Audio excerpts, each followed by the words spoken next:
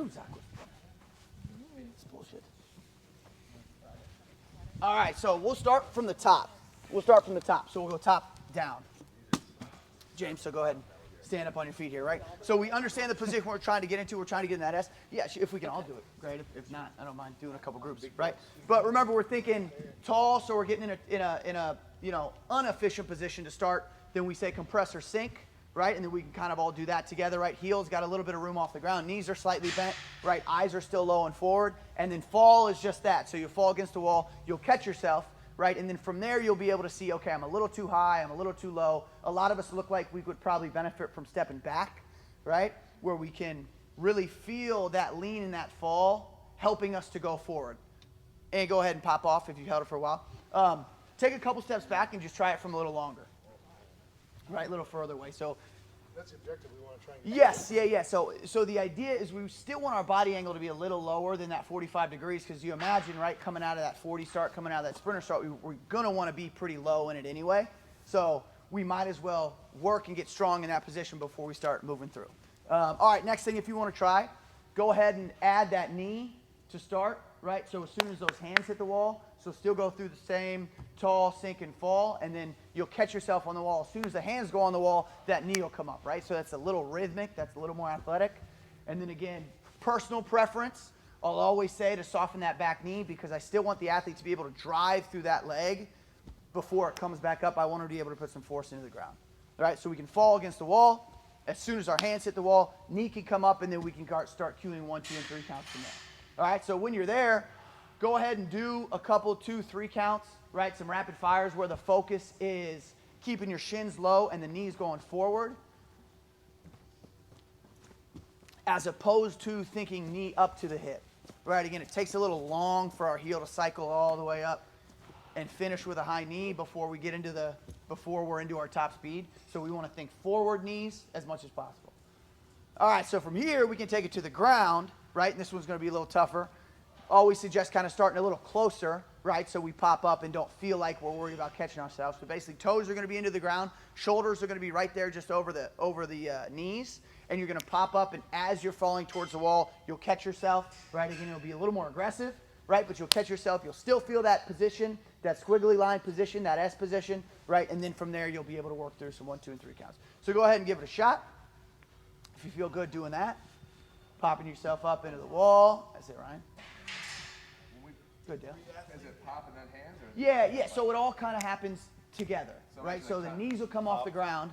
As your knees come off the ground, you'll start falling forward. Then you'll catch yourself on the wall. So I'm actually almost like I was going to sprint. Oh, yeah, almost like a jump. Almost like you jump. Yeah, but you're kind of freezing. Yeah, that's exactly it. So you're freezing yourself in there. Okay. Yeah. Is it like you drive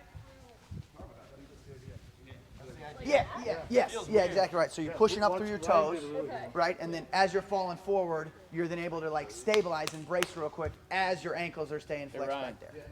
Yeah, but then that was a perfect. Yeah, that was perfect position. Yeah. So then if you're, so go ahead and last one we'll do here. If you're comfortable in that regular stance, go ahead and stagger the stance, right? And then as you pop up, take that back leg and make that drive knee to finish onto the wall, right? So you start that back leg. As you come up, you'll drag that through, drive the knee up, and catch yourself on the wall at the same time as you bring that right knee in. Right. And so again, it's kind of now taking the professional athlete, take the high-level athlete who's never done any of this stuff before. They're going to get a lot more out of this than they will just kind of pushing against the wall, going through regular counts. Yeah, that's it, Morgan. And then as you pop up, Morgan, as you catch the wall, right? Don't finish in that stagger. Drive that knee up and then pop into the wall. Yeah, just like that. Right, and then you'll be able to feel if your leg is locked out and extended, you're not really able to push now in the super low angle, really push into it, right, to change speed. Pushing that wall down. Yeah. I saw some of the videos too, so it's that soft elbow. Yeah, and I don't mind that. Dale and I actually talked about this weekend.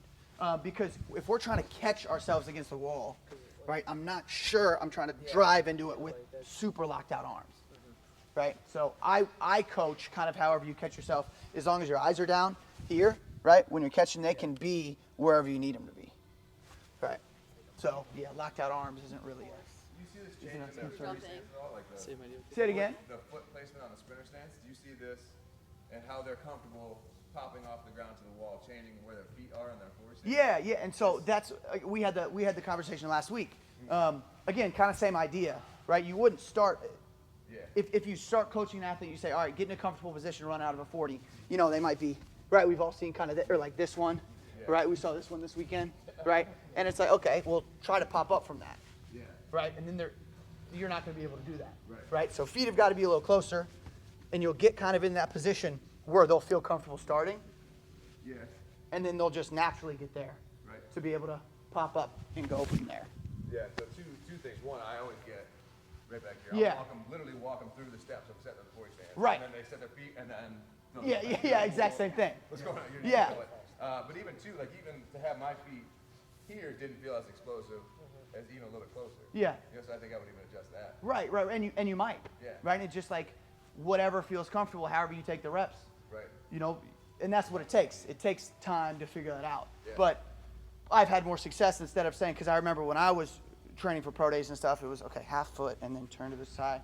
Okay, then you have your toe. It's a big deep breath, and then you have to fall out, and you got to walk. Now it's like, okay, well just stagger your feet here, stagger your knees, pop up, see if you feel good there. Yeah. If you do, why don't we just start there? And I Right. like that a little bit more because it's not as formal. So like I don't Yeah. care. You know, again, if I'm taking steps, whatever, this is cool. But if I'm not comfortable exploding from there, why are we doing it? Why are we doing it? So this Right. is you're choosing your own action. If Yeah. you could rewrite the script from an athlete thinking, do this, do this, do this, Yeah. to an athlete, I'm the fastest motherfucker here, and that's what they think before they run a 40, like, I think that in itself is beneficial to the Yeah. athlete. Right. running And I'm against gonna time. get in Right. a position where I can. As opposed to the only way I can Right. do that is if, all right, I better hammer I have to this have and a the perfect feet stance, and the otherwise I'm not yeah, running a right, perfect 40. right, I think it makes a lot of sense too with like linemen. They're in 3-point stance the whole game. yeah, Coming out like that. Yeah. That same angle.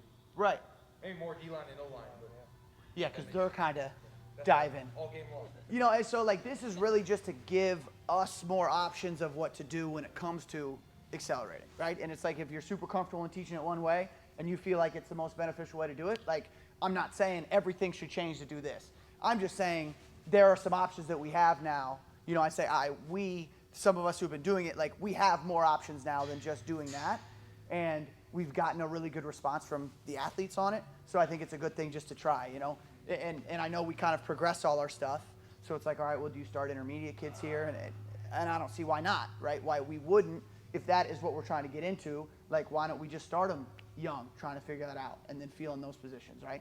And so they're never even doing kind of the other things that maybe aren't as beneficial. So it was really just to give people more options and more ideas and to be able to feel it and use it. And so feel free to use it as much as you want, just like Eric's pictures. You know what I mean? Just like use them on anything and just like pay him for it.